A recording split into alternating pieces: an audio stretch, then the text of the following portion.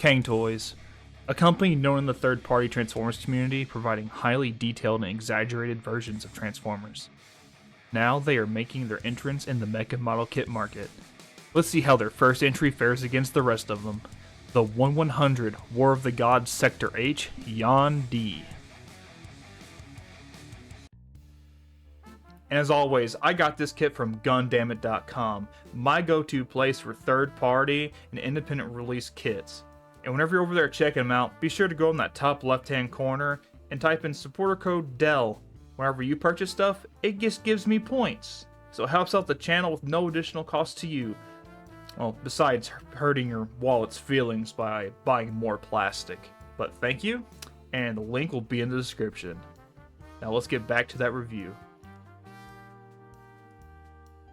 Starting off here with the box, we got some excellent artwork of the model in the front with some neat fold shimmering effects. Flipping over on the side will show the contents of the box along with a peek at the inner frame and finished product. While the other side is going to have some dynamic poses of the Yondu. And finally on the back is a lot of warnings and other information. Now getting it open here, we're going to find the following. A total of 23 runners, our instructions, several sheets of water slide decals, a pre-built metal inner frame. The standard version features a plastic inner frame. We have the deluxe version here today. 2 posable wires, some clear red effect parts, and lastly an insert for the action base featuring the box art. And we really are kind of like a new meta of these action bases having an insert for artwork. I mean, I think it's pretty cool.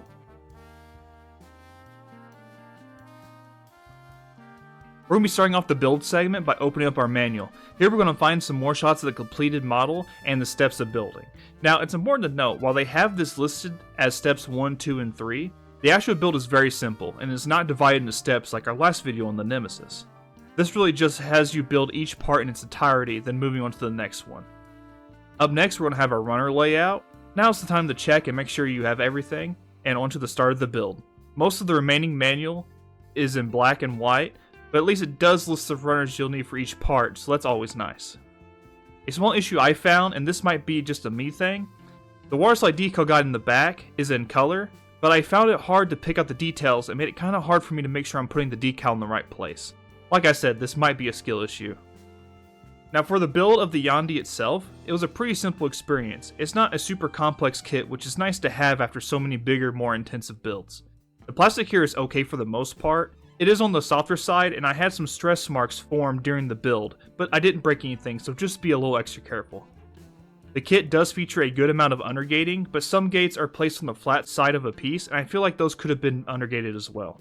The only part that really gave me trouble while building were the hands, and I'll touch base on those when we go over them in the accessories segment of the review. Overall, a pretty good build, and I'm decently impressed. And going over the appearance, we have good color separation of 2 shades of red, painted gold, purple, black, and some clear oranges red. No color stickers are here on the kit, as we got color separated eyes in that painted gold. And as far as service detail, it's just the right amount for more of a fantasy based mecha and not overly greebled. It's also less pointy than most high fantasy based mechas such as Motor Nuclear, so it may appeal more to people who don't like those sort of kits. But now onto some size comparisons. So the Yondu comes in at a height of 20 centimeters or 7.87 inches. Here he is next to the Intrograde RX-78, the Master Grade Gundam Mark II, the Reborn 1100 GPO-4, the Charon, and Oberon. So not super tall as a third-party mecha, it's honestly more akin to your average side Master Grade. Starting off here, on his accessories, we'll have a pair of weapon holding hands, another set of weapon holding hands, get into which of these are used for in a little bit, some closed fist hands, and some widespread dynamic hands. And what I meant earlier when I said that these gave me a little trouble is when you're assembling them, there's this wrist joint right here. And this doesn't really peg in, it just kind of sits in there and you sandwich it all together. Sometimes whenever you're posing them, it'll just knock the red hand plate off and the hand will just kind of fall apart. So in some of these, I did end up just gluing the, like on these where you don't have to move the fingers off or anything, I just glued the red on here. But yeah, and the thumbs can be kind of hard to get to stand there while you're trying to squish everything together. But there's the main issue I had. Up next, we got his main weapon in this big halberd, spear, whatever you want to call it. I say that because there's different things you can do with this. For starters, the handle here is plastic, a little flimsy, so I wouldn't grip it down by just here and move it a lot. We got 2 holes here for equipping to the hands, and these 2 blades up here on the side are removable. And we get an extra pair of each. So if you wanted, we could take this off, then have like a big axe version. I only put water slides on one because I'm gonna have it displayed as a halberd. Or we can take these, have more of like a trident or just mainly spear type.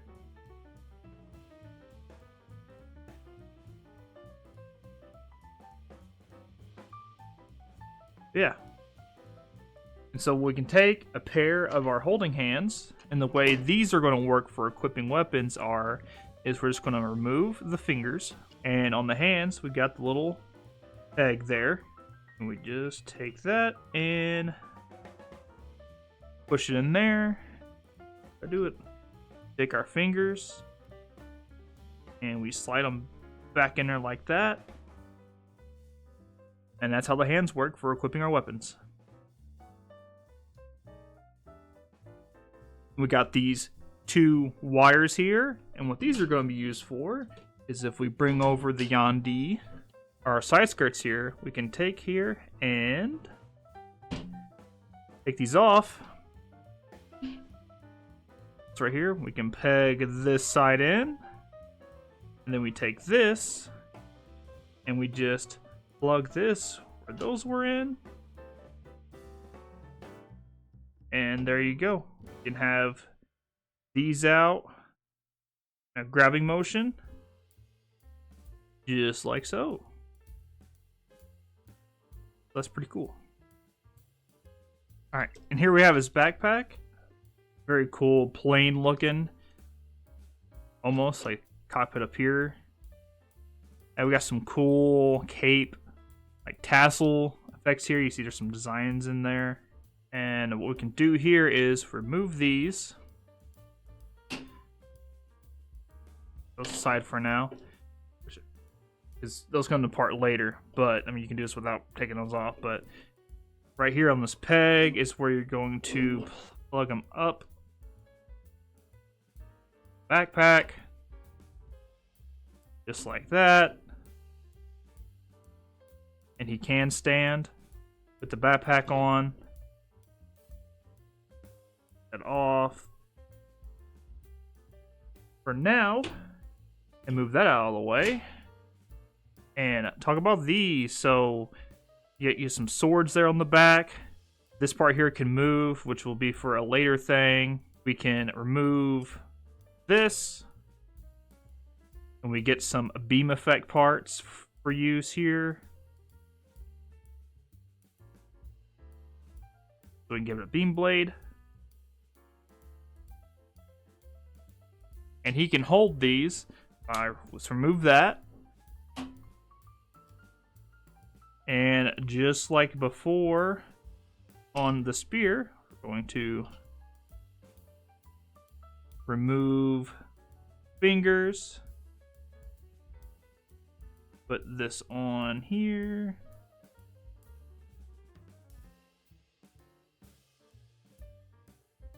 Looking through the viewfinder is hard.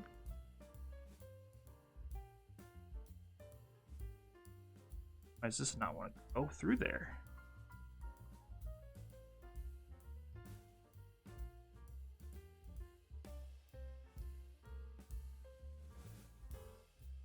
Why does it go that way but not this way? Does it matter? Does it matter which hand it's in? If so, that's a little weird. Let's see if it matters what hand it's in.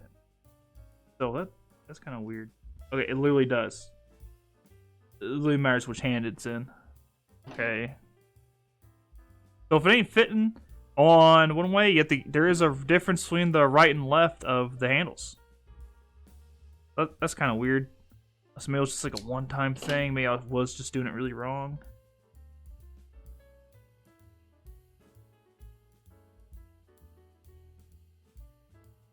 I think there'd be any difference. Yeah, because that one went in just fine on the other hand. Okay, well. There you go. He's got dual swords. Alright, there is something else we can do with these. If we take this part here, we can peg these to here, that. Same thing on this side. Get in there like that. That aside. We're going to need a hand here and this piece. And we're going to place it in there with the little pegs.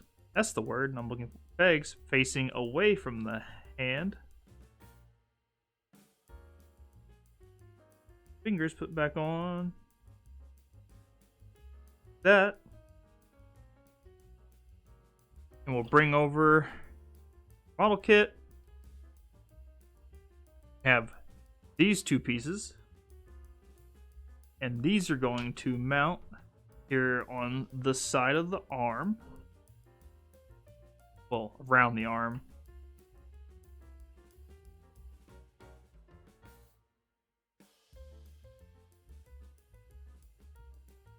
Like that. So we're going to plug our hand in. Like that. Then we're going to mount. These two holes will go right here. And then, of course, the big hole will go in the... We'll go in the big hole on the forearm now. That in there. Move these around. These in there.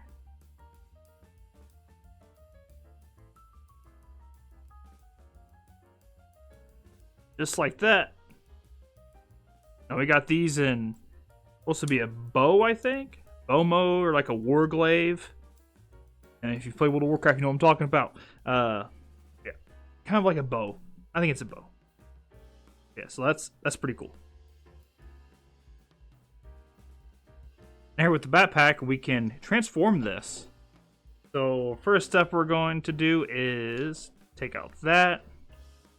Then we're going to want to move this off.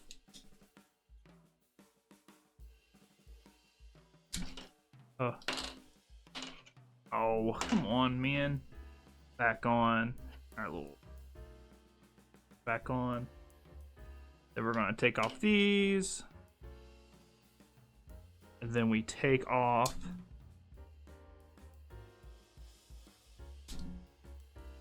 Let me get a little tool.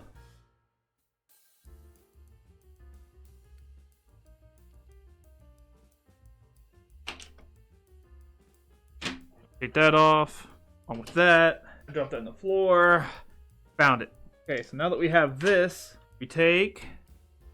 What do I do with those pieces? Where are they? Bro, I just had them. There they are. Alright, we take these two pieces right here. And we take these and plug into here, here. Oh, almost forgot a step. We do put these back on.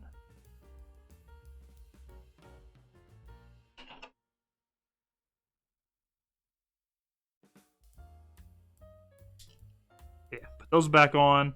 Put these on. And then we grab these.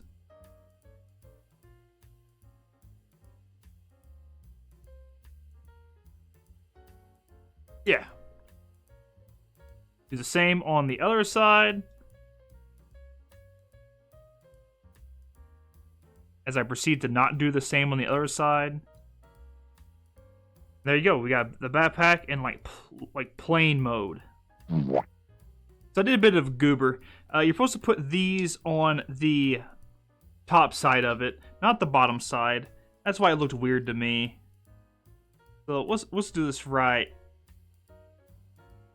Now they're on the top side. Put that on there. There we go. That looks a lot better. There we go. Now it's in plain mode.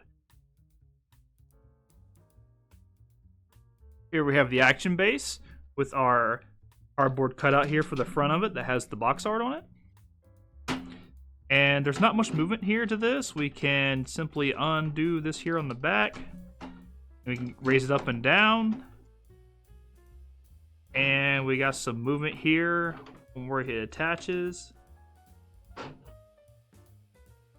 And this can lock. I always have a problem with these action bases. Man, I can't. Thumb's too big to get pressure.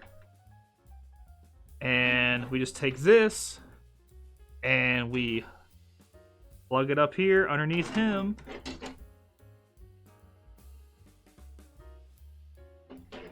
Just like that. He's on the action base. There he is.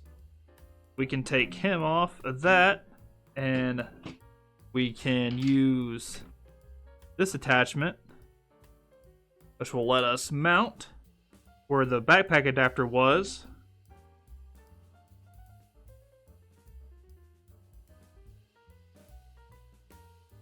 Right. Well, let's be smart, and you'll need to reinstall this, and then we can plug it in there. Like so. And if we turn the camera up a little bit here. There you go. You can have this displayed independently of the model kit. And last up here, we have a little plug here. Focus. We can put this on his back if we don't have the backpack on him. We really care about there being a hole in his back.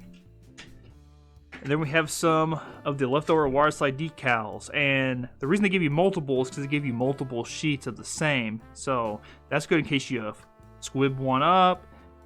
You want to put on all the weapons, accessories, like the extra parts for this. And overall, I found these water slides to be okay. They released easy. I had one tear, and that was one of these, because this is one big long decal. And it kind of got a little dry on me before I was finished moving it around, and it ripped. But other than that, water slides were okay. And getting into his articulation, we have some fairly restricted movement on the head here. He can only look up that far, down that far. He can go left and right.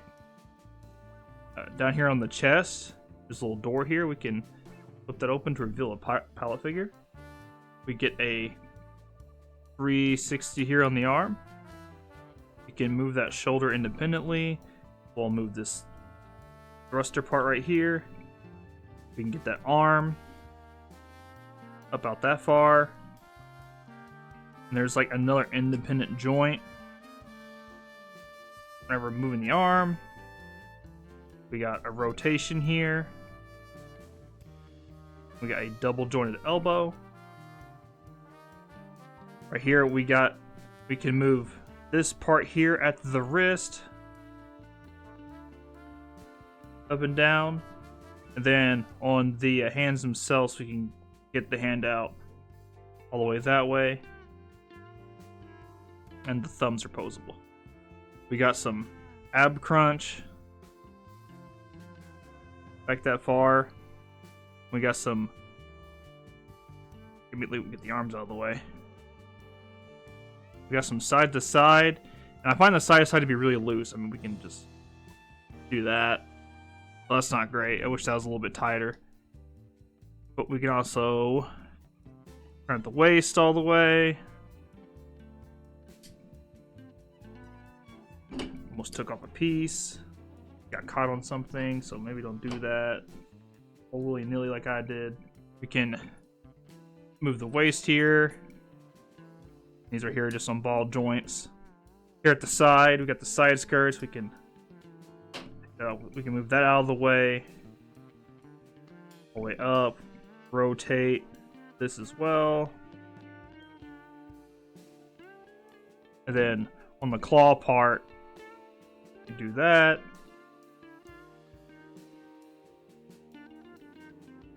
So, we'll come around back here. Got a big butt flap here. Can't move that much, but you can get out of the way. Oh, get off there. One part. Notice here on the back, you got some movement arm pieces right here whenever you move the chest forward. For a leg, so we can move that. We can get the leg up pretty far. Then here, we got some armor separation. As well on the back of the leg. Bend it. A thruster will move. Get the leg out that far. We can get it. Move the butt flap out of the way. We can get the leg pretty much all the way. And we got a rotation on the leg. Move down here towards the feet. The armor here on the foot can slide down. Toe can go all the way down. And we got some really good ankle pivot. And the whole foot kind of moves together. Like the ankle armor doesn't move separately. So overall, pretty decent articulation. I wish the chest, this wasn't as weak as it is. So that might get in the way of posing. And we only had one piece come off. So, not that bad. Alright guys, we're winding down here at the end of the video, and what do I think about the Cang-Toys Yan D? For their first mecha model kit, I think it's okay. My biggest complaint being the loose side to side on the chest, and would like to see that tightened up on their next entry.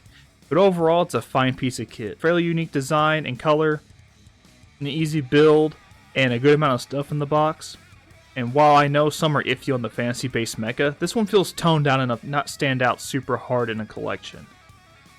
But yeah, if this seems up your alley, give it a shot. If not, then it's a fairly easy skip. I don't hate it or anything, it's just an okay experience, but I am excited to see the rest of this line release and see them improve as time goes on. As always, please remember to like, comment, and subscribe, as we are on our way to crossing 2,000 subscribers. Thanks to all of you guys for your support, and as always, take care.